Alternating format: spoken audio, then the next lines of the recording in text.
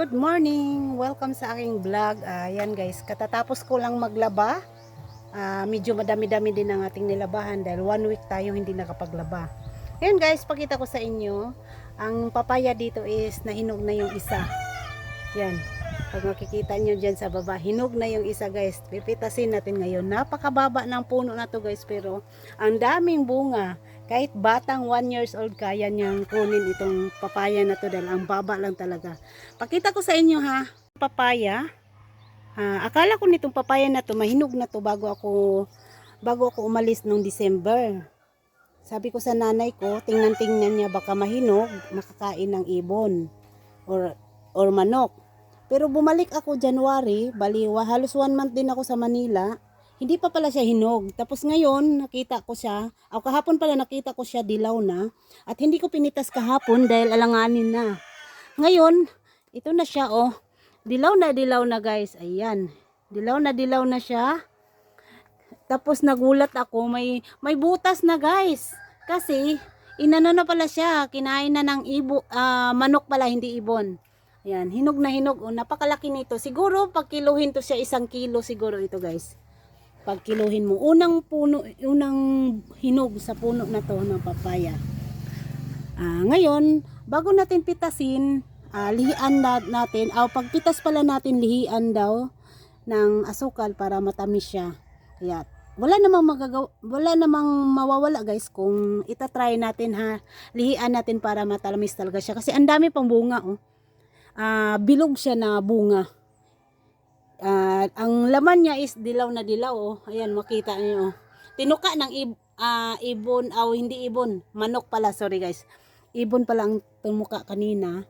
Kaya pagkatapos kong labas, sabi ko pipitasin ko na. Kanina kasi dapat to pitasin ko kaso hindi ako makapag-vlog kanina dahil nga maraming tugtog, maraming music na maririnig, makapiright po tayo. Kaya ngayon pipitasin na natin para maging dessert namin ni Mother ngayong tanghalian. Nakaupo ako sa upuan dahil mababa nga ito. May dala akong asukal. Ayan, ito yung ilalagay natin na asukal dito sa pagtanggal dito sa dito sa isa punggay niya para daw matamis. Kaya umpisa na natin, nakaupo tayo dahil napakababa ng sayog na to, napakababa ng puno na to, kaya kailangan tayong umupo. Dahil para hindi tayo mangawit ba kasi kasi itong puno na to, yung baliko siya guys ba, kaya ang baba ng niya, kaya kahit nga bata na 1 years old, kaya niyang pitasin tong papaya na to. Yan, umpisa na natin guys. Yan guys, pipitasin na natin. Ito oh. Nakaupo. Ito yung nag-harvest ng papaya guys na nakaupo dahil sa nababa nga yung baba nga yung anong tawag nito? Ng puno ng papaya.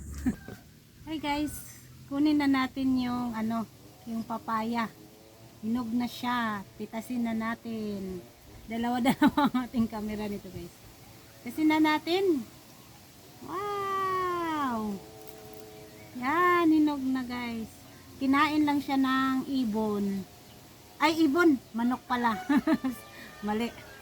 Tapos, sabi ni Mother, may asukal tayo oh. Sabi ni Mother, lian daw ng asukal. Kaya, dito daw natin budburan sa punggay niya ng asukal para matamis daw siya guys. Yan. Lagyan natin ng asukal. Tapos dito rin sa pinakapuno niya, lagyan din natin ng asukal. Para daw, ang bunga niya is matamis. Yan. Kasing tamis ng asukal. Yan. Ito na guys. Nalagyan na natin ng asukal pati dito sa puno. Yan. Ito ang dessert namin ni Mother ngayon sa tanghalian.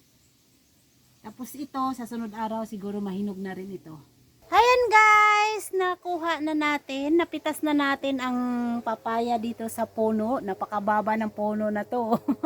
Ayan, ito ang dessert namin ni Mother ngayon tanghalian. Kaya babalatan ko to siya para ilagay ko muna sa ref para malamig naman. Pagkatapos ng tanghalian, itong dessert namin.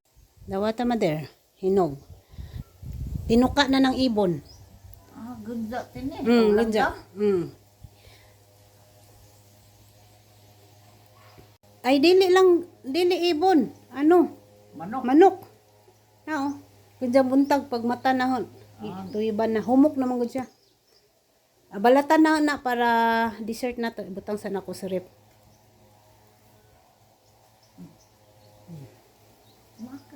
Magamay ra puno. Gamay ran, pero bisan lagi bata ray isang tuig bata pwede makakuha na kay perti nabawa. Yung bisyatan ng punuan. Yan guys, babalatan natin para ilagay natin sa rep.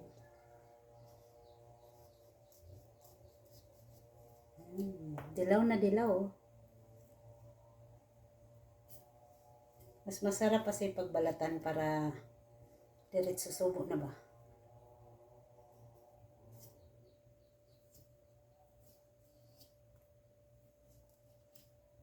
Yan guys. Ito na siya. Tanggalan natin ng liso para yung liso ano na naman natin. Isasabog na namin natin doon para mabubuhay na naman siyang panibagong tupo na naman. Yan guys, nabalatan na lang ang papaya. Ito yung nabalatan na. Ito. Ilagay ko to sa rep. Tapos ito ang kutsarain ko dahil kalahati lang nabalatan dahil medyo malambot na siya. Kaya itong isa, kutsarain natin. At itong isa, lagay natin sa rep para mamayang gabi naman. Kain tayo, papaya.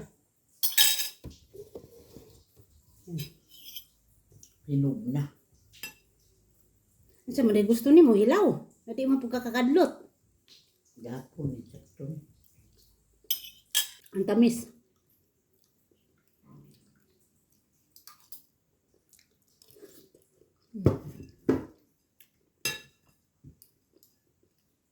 Ang tamis siya guys.